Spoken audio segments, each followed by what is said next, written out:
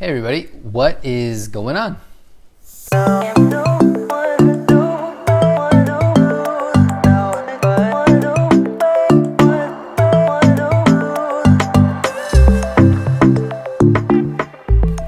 I have to start off by telling you a little story that the other day I was literally laughing at myself because I was reflecting back on the days when I was an intern. You know, I was working at a church. It was really like my first church job, and there were a couple of interns who were working with me. There was the college ministry intern, which was me. And then there was the junior high and the high school intern, and we were all super broke. I mean, I remember going through that time and being like, we were all just struggling with money because we had none. We didn't have anything. And I remember there were days where we would eat people's leftovers that were left in the fridge. Like if they were unclaimed, like we would eat them unashamed. Just go in there, take it, put it in the microwave, and then eat it. And when it was a good day, like we would go to the student snack bar and like steal the Uncrustables and eat those. Probably shouldn't say that out loud. And on like the middays, we would go and we'd steal the stolen Uncrustables from each other and eat those and then just blame it on the other person. Needless to say, we were struggling with money and we were struggling with just trying to feed our bellies. And it was just dark times. But I loved it. It was so much fun because, we had this little office. It was a group of guys, like, 5 of us in one kind of smallish office, and we're all just hanging out. And I remember that there was this time where we went on a stint of just like pranking each other. I don't know how it started. I don't know who started it, but I do know that everyone wanted to finish it. Meaning, everyone wanted to be the guy who said, okay, they got me, well, I'm going to get them better. I'm going to one-up them that they're not going to want to get me back after that. And it started off small by changing someone's password or putting a password on someone's computer so they couldn't get in there, or taking screenshots of their desktop and then hiding the icon, so then they went to go click on an icon. It was not worked because it was just a picture and not actually an icon. And then we kind of escalated to like post noting each other's cars. So like literally our car would be full of post-it notes on the outside. And don't try to drive really fast to get those off because it doesn't work. And then from post-it notes, we went on to saran wrapping each other's cars, which was really fun and exciting until you have to get in your car and then you're like, how in the world am I going to get this off?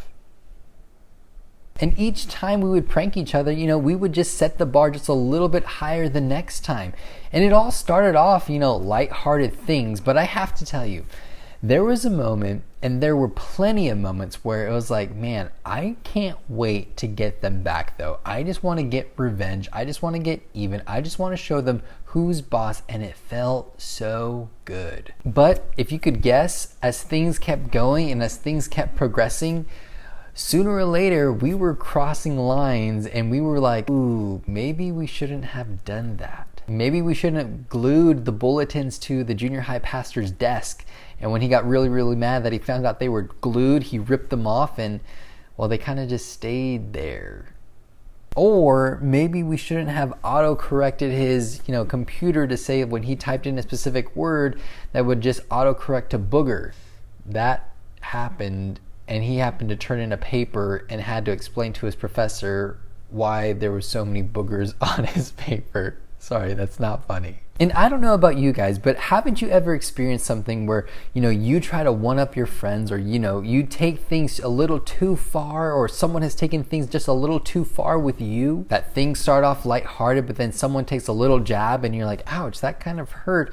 And so you take a bigger jab at them, and then sooner or later you find yourself with hurt feelings. That all of this lighthearted joking doesn't feel that jokey anymore. It's starting to hurt a little bit. Or maybe it's been your experience where that joking that isn't feeling that jokey anymore, that you've walked away from, but still, even years later, you still feel the sting of it. You still feel the pain of it. You still are holding on to some type of grudge because of that. And I don't know, maybe I'm crazy, but I know that I've felt that way. That years later, that I've felt this hatred, this anger, this boiling up inside of me that I'm like, I just want to get even. And maybe even worse than that, like this feeling of getting even, I feel like I deserve it. I feel like, this feeling is right because they wronged me so bad that I deserve to feel this way. And this really brings up something that we kind of look over a lot of the time, is that, when we are wronged, we don't want to forgive. We want revenge. People who are wronged don't want to forgive. They want to get even. And I don't know, maybe you saw this coming, but Jesus doesn't really speak kindly to those who want to get even. I mean, when you look at scripture, it's like, you don't have a passage that says, hey, get even with your brothers and sisters when they wrong you because that's the right thing to do. It's just not there. But what you do find is in Matthew 18, Jesus kind of addressing this issue, because Peter, the guy who ends up putting his foot in his mouth a lot of the time, he has a question about this. I mean, I don't know if he's struggling with bullying because he always ends up putting his foot in his mouth. But he asks the question, he's like, hey, Jesus, listen, okay, let me ask you. Is it like 7 times the maximum that people can wrong you before you're like, go and get them? Like, do they only have to wrong me 7 times and then I can really, give it to them? And if you guessed it, Jesus responds with just a crazy response. He says, no, not quite, Peter. Like, listen, you say it's 7, but I'm going to tell you the number of times that you're supposed to forgive somebody is going to be 7 times 70. And now, Jesus isn't saying, you can only forgive someone 490 times before you can get even. He's not saying that. But what he is saying is, listen, this number shouldn't be the thing that we're looking at. I mean, it should be an unlimited amount of times that you forgive somebody. That's not the point of how many times, but it's the idea that that's not what you should be looking at. That forgiveness should be endless. And so he goes on to this little story, something that we call a parable. Again, it's in Matthew chapter 18, but this is what it says. Therefore, the kingdom of heaven is like the king who wanted to settle his accounts with his servants. As he began the settlement, a man who owed him 10,000 bags of gold, that would be like 20 years of work. That's how much this guy owed. And since he was not able to pay, the master ordered that he and his wife and his children and all he had be sold to repay the debt. At this time, the servant fell on his knees before him. Be patient, he begged. I will pay back everything. Really? You're going to pay back 20 years of work? When? How? How are you going to do that? The servant's master took pity on him, canceled the debt, and let him go. Now, isn't that the story we want to hear? I mean, how nice is that? I mean, that's the happy ending. Jesus stops there. He says, listen, he's free to go. No, that's not what Jesus said. That's not where Jesus stops. But when the servant went out, he found his fellow servant who owed him 100 silver coins, which was about a day's work. Not a little, but also not a whole lot. He grabbed him and began to choke him. Okay.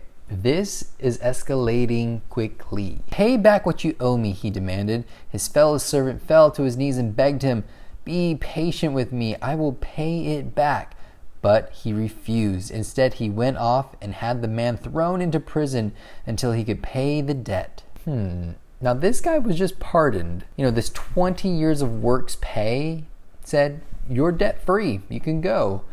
He gets out, finds his servant, or this servant finds his servant, and says, you owe me a day's work, chokes him, throws him to prison, and says, you better pay back. And how do you pay back in prison? I don't know. What are some of the thoughts going in your head? I know for me, it's like ungrateful, selfish, easily to forget what he just experienced from an incredible amount of debt. When the other servants saw what had happened, they were outraged and they went and told their master everything that had happened. The master called the servant in. You wicked servant, I canceled all that debt of yours because you begged me to. Shouldn't you have had the same mercy on their fellow servant that I had on you? In anger, his master handed him over to the jailers to be tortured until he should pay back all he owed. This is how my heavenly Father will treat you unless you forgive your brother or sister from your heart. Wow, that's intense, right? But here's the connection that Jesus is trying to make. He's basically trying to say that forgiven people forgive people, and that we are the servant who was so easily to forget what had just happened to him and go out and treat other servants worse than we have. I mean, really, when we're wronged, we want to hold on to that and be like, I want to seek revenge. I want to get even. I just want to get them. But Jesus says, listen, if you are a Jesus follower, if you call yourself a follower of me, you have to look at a couple of things. You have to look at how you've been forgiven and what you've been forgiven of. What did you pay for your wrongs? And what did someone else pay for your wrongs? And how much did they pay?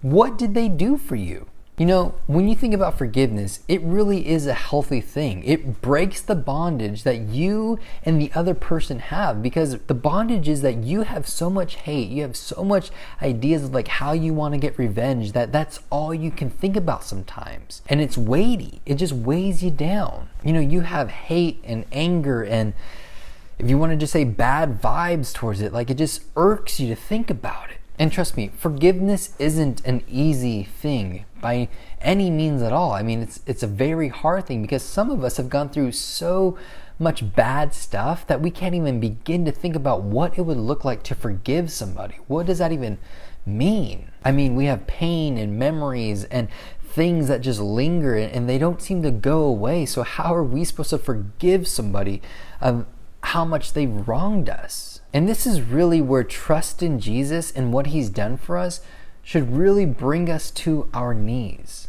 Because this is honestly what happens.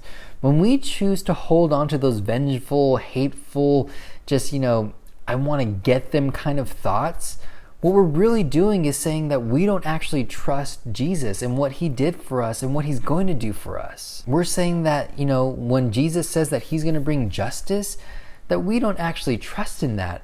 Or maybe we're saying that he's not working fast enough, or he's not working at all, or he's not working on our timeline. It comes down to all these ideas of like, we just don't trust him to do the thing that he said that he was going to do. And the other thing that we forget is that we were people who have hurt greatly, that we were people who hurt much, but we were also forgiven much. And here's the other thing that you need to know, because some of us really have hurt a lot of people. Some of us have really hurt God.